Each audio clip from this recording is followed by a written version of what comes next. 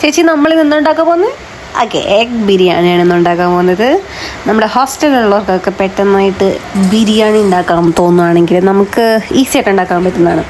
ശരിക്കും പറഞ്ഞാൽ ബിരിയാണി എന്ന് പറയുമ്പോൾ നമുക്ക് ഭയങ്കര ഒരു ഹെവി റെസിപ്പി പോലെ തോന്നുമെങ്കിൽ സിമ്പിളാണ് കേട്ടോ. ഫസ്റ്റ് നമ്മൾ ആദ്യം കണ്ട പോലെ കുറച്ച് ഒരു പാനിലെടുത്തിട്ട് ഇവിടെ ചുമയൊക്കെ തുടങ്ങിയിട്ടുണ്ട്. അത് മുട്ട കരിഞ്ഞതല്ല, മുട്ടയുടെ പൊടി കരിഞ്ഞതാണ്.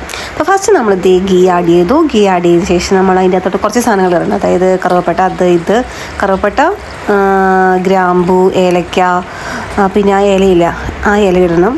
പിന്നെ അതിനകത്ത് കുറച്ച് ജീരകം ഇടണം, അതൊക്കെ ആഡ് ചെയ്യുക. പിന്നെ ഒരു സ്റ്റാർ പോലെ ഇരിക്കുന്ന ഒരു സാധനം അത് ആഡ് ചെയ്യണം. പിന്നെ അതിനകത്തോട്ട് നമ്മൾ സവോള, അതുപോലെ സോൾട്ട് വഴറ്റുക. പിന്നെ നമുക്ക് എന്താ വേണ്ടതെന്ന് പറയുന്നത് തക്കാളി ഇടണം. ആകർഷിച്ചിരിക്കുന്നുണ്ട്, മൈൻഡ് ചെയ്യേണ്ട. നമ്മൾ ഉപ്പിട്ടിട്ടുണ്ട്, നമ്മുടെ സവോളയ്ക്ക് ആവശ്യമായിട്ടുള്ള ഉപ്പ് ഇട്ടിട്ടുണ്ട്. അത് നന്നായിട്ട് ചേച്ചി നന്നായിട്ട് ഫ്രൈ ചെയ്യുന്നുണ്ട്. ഫ്രൈ അല്ല, വഴറ്റുന്നുണ്ട്. വഴറ്റി കഴിഞ്ഞ ശേഷം തക്കാളിയും പിന്നെ ഇത് പുതിനയിലയാണ് കേട്ടോ ഇടുന്നത്. പുതിനയില ഇടുന്നുണ്ട്. അതും കൂടി ഇട്ടിട്ട് നമ്മൾ നന്നായിട്ടൊന്ന് മിക്സ് ചെയ്യുന്നുണ്ട്. അതിന് ശേഷം നമ്മളതൊന്ന് നന്നായിട്ടൊന്നോടെ ഇളക്കിയതിന് ശേഷം ചേച്ചി എന്താ ഇടാൻ പോകുന്നതെന്ന് നമുക്ക് വെയിറ്റ് ചെയ്യാം. കാരണം ചേച്ചിയാണ് ഈ റെസിപ്പി. അതിനത് കഴുകി കുതിർത്ത് വെച്ചിരിക്കുന്ന ബിരിയാണി റൈസ് നേരത്തെ തന്നെ കഴുകി വെച്ചിട്ടുണ്ടായിരുന്നു. ആ ബിരിയാണി റൈസ് നമ്മൾ ആ വഴറ്റിയ ആ സംഭവങ്ങളില്ലേ അതിൻ്റെ കൂടെ നമ്മൾ ആഡ് ചെയ്ത് കൊടുക്കുന്നുണ്ട്.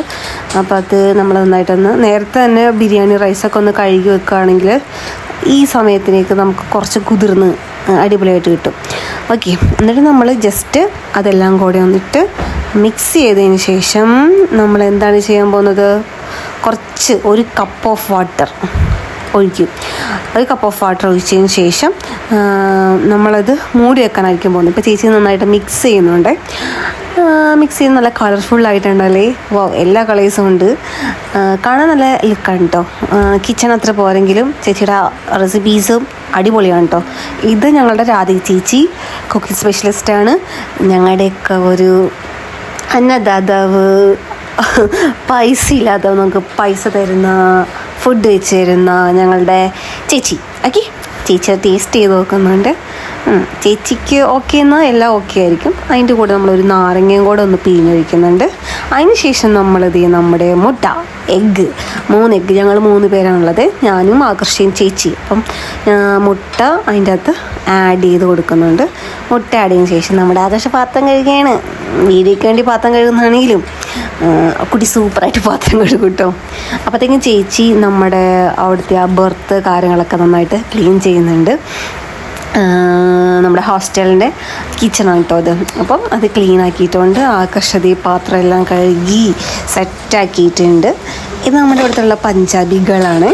ആൾ പുതിയതായിട്ട് ഹോസ്റ്റലിൽ ജോയിൻ ചെയ്തതാണ്. അപ്പോൾ ആളുടെ അടുത്ത് അന്നത്തേക്ക് നമ്മുടെ വാർഡൻ വന്നു. വാർഡൻ നീ എന്താ വീഡിയോ എടുക്കുകയാണെന്നൊക്കെ ചോദിച്ചിട്ട് കുറേ ബ്ലാ ഉണ്ട്.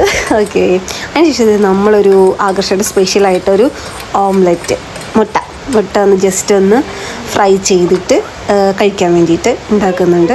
അത് അവസാനം ഇതിൻ്റെ കൂടെ എന്തോ ഇങ്ങനെ ചിക്കിയിടാനൊക്കെയാണ് പ്ലാൻ ചെയ്തേക്കുന്നത്.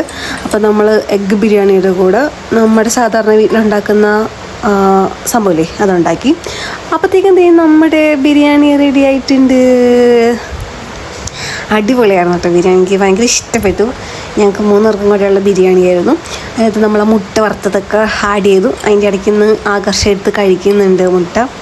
പോട്ടെ, കുട്ടി വിശന്നിട്ടാണ്. ഓക്കെ, അപ്പം നമ്മളിതെല്ലാം കൂടെ ഒന്ന് നന്നായിട്ട് ഇളക്കി മിക്സ് ചെയ്തൊക്കെ ഒന്ന് ഇളക്കിയിട്ട് നമ്മൾ കഴിക്കാൻ വേണ്ടി എടുക്കുകയാണ്.